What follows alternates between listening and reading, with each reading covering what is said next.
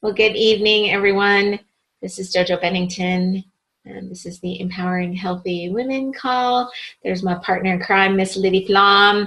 She's in the corner of my screen. I'm not sure where she's at on your screen, but hello, Miss Beautiful. And so this is our 30-minute Thursday night check-in that we do every week just to have some girl talk and talk about the things that are important to us. And so if you have not opted into the Facebook page, please go to Empowering Healthy Women and make sure that you are there so you can access all of the old recordings and any Q&A that we do with our beautiful guests during the week. And wow. So when we came into the beginning of the year, we made a post about topics that we were interested in talking about. And so relationships with food and that topic was a hot topic that we had a couple of people ask for. And so I've been thinking about it for a little while, and I want to introduce my beautiful friend who, Chris has, wow, what an experience she's had with the whole weight loss and food relationship story. But she had gastric bypass back in 2010 and lost 100 pounds, and then over the next 3 years gained almost half of it back, which is what we see happen a lot of times. And she's actually been using the system that Liddy and I work with, and she has now lost all of that and kept it off. Now she's in 2.5 years and feeling great. So she started a Facebook support group to help people who are, have severe obesity and compulsive overeating and not a good relationship with food. And, that can go from little issues of stress eating to all the way to binge eating and unhealthy things that can really harm our body. And so because I love what she's doing in her space and working with these issues, I invited her to come on and join us and talk a little bit about what she knows and give us some tips to really be able to deal with some of the things that go wrong in our brain when it comes to food. And so Miss Beautiful Chris Drabenstott, I'm so happy that you have been able to join us this evening. And I can unmute you if you are having trouble. There you go. Hey. Hi. For the introduction. That was awesome. Great to be here. Thank you for asking me. Thank you for saying yes. I appreciate you so much. And I know it was kind of, you're like, what do I talk about? I'm like, oh, just talk about what you know. And so I know what you have to share. I've heard some things that you do, and I listen in on the page, and I love what you're doing in your space. And so I'm gonna have you, I know we talked a little bit about topics around thought processes around food. So I'm just going to kind of let you roll with what you're feeling, and I trust your instincts and where to go.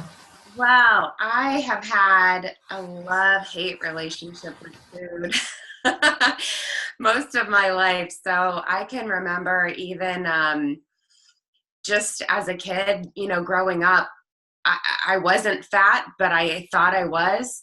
Most of my friends were little skinny stick cheerleader girls that were smaller than me. And so early on, I always had, and I was an athlete. I played every sport growing up. So I was strong. But I thought I was fat. And I had a mom who was always warning me about what I was eating, that I was going to get fat and I wouldn't get a college scholarship if I didn't, stay in shape. And it was just like this pressure my whole life that I felt. And it continued through college. I had coaches that constantly, were having us measure our body fat, and we had to get on the scale every week or we could be in jeopardy of losing our scholarship. And so it just never stopped. And so when I graduated from college, and got a job. I stopped working out because I didn't have to anymore. And I really don't think that I ate that much different than I did in college.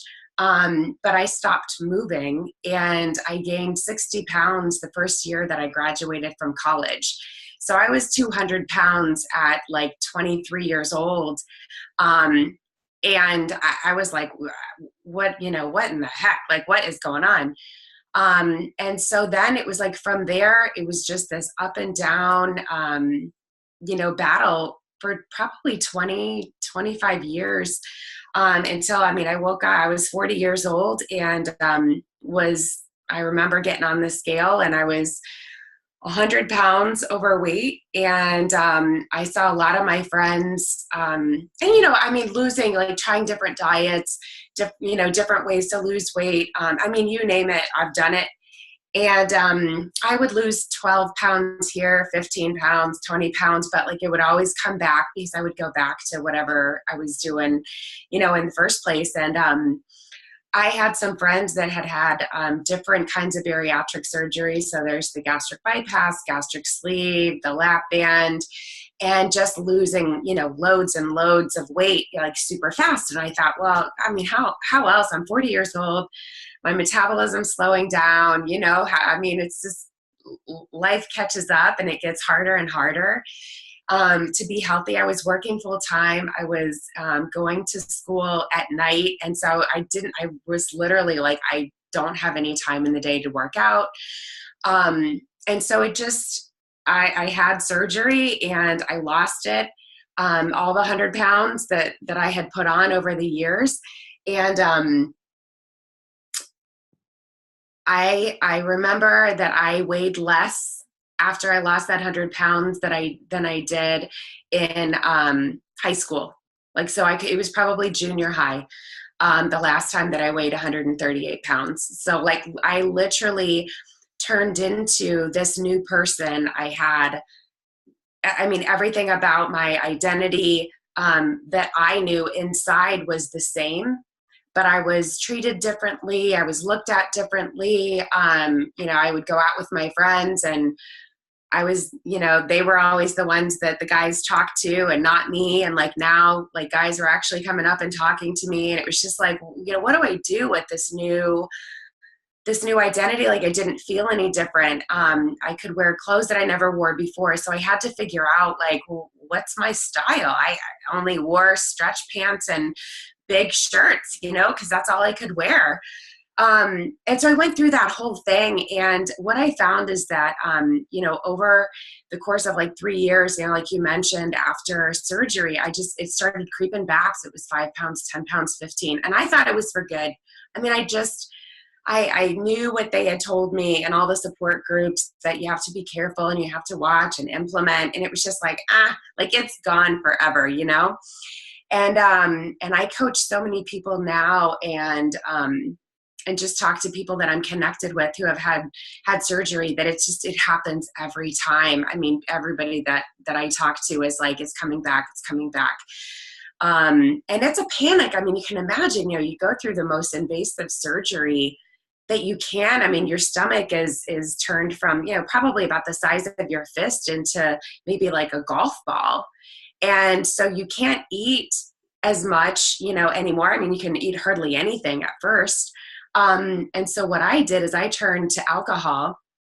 That you mentioned my Facebook group that's called Live Fully. And I came up with that name because when I was in the middle of my, not in the middle, like when I really realized that I had a problem with drinking, that I couldn't stop drinking, I had this vision of myself, of filling myself. And before, like my whole life, it was with food, but now I couldn't because my stomach was too small.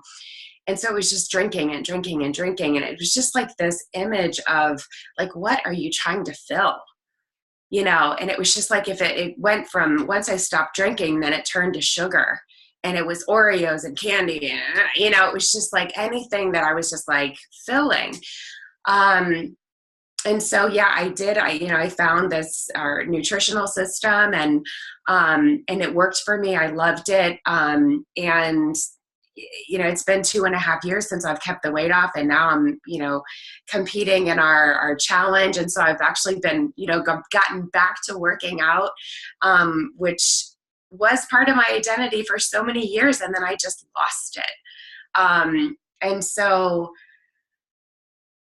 it's really turned into my passion, is just what I found is in talking with all these other people that had overeating in common with me. And, sometimes they've had surgery. Sometimes I have conversations with people where their doctor, like they're on the verge, right? Their doctor is saying like, you really need to get this weight off. And if it takes having surgery, then that's what you need to do. And it's scary. I mean, I wanted it because I was desperate and I thought that was the only thing that could work. But I mean, I talked to so many people that they're like, I don't want to have surgery. Is there another way to do this? And so just talking with people about what their options are, and having gone through surgery, and getting on the nutritional system, and like kind of the pros and cons of each, and what to expect as far as, changes that you need to be really ready to make. But the biggest thing was mindset that I learned. The reason why it has worked, that I've been able to keep the weight off this time and never before, even with gastric bypass surgery, is because I've put such a deep focus on my mindset, and just, some crucial books, and, being involved in just personal development and understanding, the thoughts that I've had for 40 some years. It's work to actually turn those around and turn them into something else. Like you don't just do it overnight. It's reading, it's affirmations, it's, being in groups of people that lift you up, that are positive and inspirational. And it's that lifestyle that eventually, really clicks. And what we go into a lot on, my weekly Zooms, is stuff like worthiness. We went to the Follow Your Bliss retreat together, and we studied Brene Brown, which, oh my God, I mean, I remember just sobbing on the plane on the way there because of how much it impacted me, of the gifts of imperfection. And she talks about unworthiness and, not being lovable and not being deserving of self-love and other people loving you. And all of that manifested, at least for me and a lot of other people, in food. I don't deserve to be healthy, and it doesn't matter, and I'm not going to be successful. And here we go again, another diet. And so it's really helping people understand that we do have the power of choice to kind of let those thought patterns go, and then helping people with resources and learn, what kinds of things they can do just on a daily basis to start turning that around, celebrating yourself with the small wins, and getting back on the horse when you screw up. It's like, I still do, like, it's like, oh, I had a crappy week or 3 days or whatever it was, like, I can't believe I ate a half a box of Krispy Kremes. But it happens, like, that it's okay, and not beating yourself up about it, not, going off the deep end. So that's just really, it's what I love to do. And, hoping that I'm making an impact on other people, and just really helping people see that there's hope. Thank you so much. I'm watching you sit there, and like every time you move your arm, I'm looking at those guns. You got some good guns going on there, sister. Thank you for sharing that. And every time I hear you talk, I learn a little bit more of your story, and it's interesting to fill the holes, what we choose to fill them with, right? Because we all have them. We all fill them in different ways. And so what do you think, like on a daily basis, are the top 3 things that keep your mind in the right place? Keep it in that feeling of worthiness, and knowing that you could make the choice to hurt yourself or support yourself. And how do you make those choices? I think the first thing is who you surround yourself with.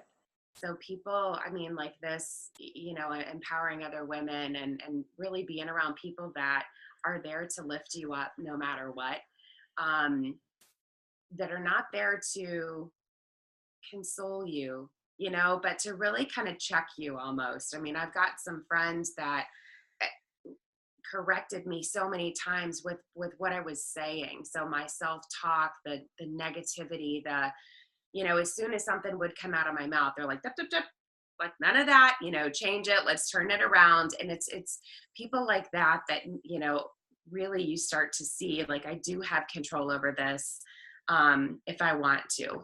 And so it was really just making that decision. The second thing, I mean, you can't see them, but I have whiteboards everywhere. Like my whole house is like a vision board or whiteboard or a pin board, I have affirmations everywhere because I'm one of those people where it takes more than once to get it sometimes.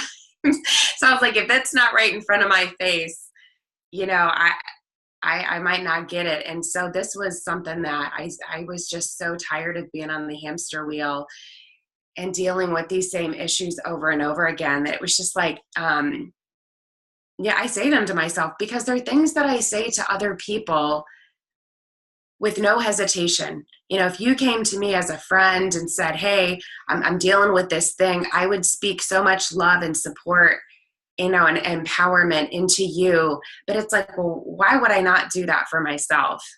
So I put those words all over the place, so that I can't miss it every day, and, make sure that I'm reading those. And then just reading, I wasn't a big reader growing up, but now it's like I just started this voracious reading habit where all I would get my hands on is just inspiring books. And that's all I wanted to read. Was, how to manifest, how to live the life of your dreams, how to, really become the person that you desire. Like, how do you do that? And so I just got really passionate about it, and I just read. So I think it was just really that started this journey of learning how to love myself, which I really had never done. I mean, at the core, I had never really embraced, who I truly am. And, we talk a lot in our Zooms about how, like, my body is not who I am. It is not my spirit. It's just this shell that I walk around in, and it deserves to be healthy, because of the service that I'm put here to do on this earth. And it's like, I can't do that if I'm in a bed, or if I'm 300 pounds overweight, or if I have diabetes. And like the list goes on, right? All of these health issues that I do have control over. And so it was just this process that I started on, of just learning how to love me. Like, who am I? Underneath all the weight and the stuff that doesn't matter. And so now I don't want to say I don't anymore, because I do sometimes, like, that's the reality, but I don't self-sabotage it nearly as much as I used to, because of, it's like, why would I do that to myself? Why? I don't want to go back to that place where I was depressed and it was dark and scary, and I felt defeated all the time. So I guess that's 3. Well, for sure the support system is huge. And so what are you reading right now? Like, what's the book sitting next to you? Well, I tell you, I finished a really great book recently. It's called The Untrue Story of You, and it's by Brian Hubbard. And he really goes into like kind of the science behind, like, our past self. So our past, like, time body is what he calls it. And then we have a present time body, and then a future one that we hope to have. And what happens is we can't ever get to that future one unless we start to reprogram the one in the past that keeps popping up. So emotions around food. I hear people say all the time, I know I'm a stress eater. I get in these situations. I just want to eat. And it's like, that's because we've married an emotion to food, right? Like, or when we feel depressed or sad, there's some food that we've decided is like happy. And so it's kind of unraveling and undoing that past so that we can create a new happy with something that still feels good, but that's not Oreos or it's not cake, right? And so it was just, he has a massive ahas in that book that I just love about eating. And it's The Untrue Story of You. Yeah. By Brian, and it's with a Y, Bryan Hubbard. Brian Hubbard. Okay. I've been doing some coaching with Brandon Barber, and one of the things that he says is he has a pivotal moment around food, which is as he's reaching for something, it's how do I want to feel in 20 minutes? And it's such a huge thought process for me because I'm always the justifying food person, right? My scale said, yay, I lost 2 pounds. What can I eat today? Always justifying. But it's that thought that has been put in my head of how do I want to feel in 20 minutes that has helped me shift. Right. So, yeah, and sometimes I'm a firm believer, and it's the way I coach people too, that there are times to indulge. I don't believe in punishing myself or withholding. That if it's a time for me to say, I'm gonna have that now, it's like, know that that's a conscious choice and not unconscious, right? That it's something I'm reaching for that I don't even realize that it's like, oh God, did I have 6 of those? I do that all the time. And I hear other people say, I ate half the bag and I didn't even realize it. So if it's a conscious choice and I want to have this now and I'm aware of what I'm doing, and it's okay and that feels good to you, then do it. Right? Like, don't punish yourself. Oh, I can't do this. I can't have that. Life is about joy. We're here to live joy. So it's like, how do you do that and be healthy at the same time? Right? Because if you're not healthy, then it generally does not manifest in joy, not for the long term. No, absolutely. Thank you so much. Lydia, do you have any questions for Chris, or want to throw out some love, or does anybody have any questions? Do you want me to unmute you, Lydia? I can. Perfect. There you go. You're unmuted. First of all, Chris, I just want to say that was beautiful. That was honestly beautiful. And, realizing that we all have a story, right? And in this story, I don't know what's going on here. In the world of the story, and I look like I'm like, there we are. How about that? You're good. In the world of, being on the journey, I love the fact that you're just so authentic. And, having my battles myself, I was reliving that for a minute. And then I love the fact that you talked about permission, just not completely beating yourself up, because, today is the day that you have to celebrate. And when it's gone, it's gone. And I love the fact that you just are living your life in the moment. And so being present in the moment, and that everything can be a celebration. And I love the fact that when we know that we're making a conscious decision about putting something in that just right now is just going to satisfy, satisfy a desire, that we also know that there's a way for us to help the body abort what it is you just put in, so that it can sort and abort. So the body is sorting and aborting, and that you can get through it. And you don't have to park the garbage like we, have done for so long. And subsequently, you can have joy in your life. So I love the fact that, you came to that space of knowing that you don't beat yourself up, and that we can get rid of the garbage quickly. And so our body doesn't have to harbor that. And so you don't have to harbor the thoughts, you don't have to harbor the pain, you don't have to harbor the suffering, and your body is truly you know, a powerful, powerful machine and a partner. I just loved everything you said. So thank you, Chris. And thank you, Jojo, for bringing on Chris tonight. Thank you. Yeah, I got to a point where I was like, grace is so important, and I would never coach someone that, messed up or felt like, they fell back into some bad habits. I would never beat them up, or like punish them, or you shouldn't do that. I mean, I would never do that. So it's like, catching myself, like I got to show myself some grace sometimes. That happened.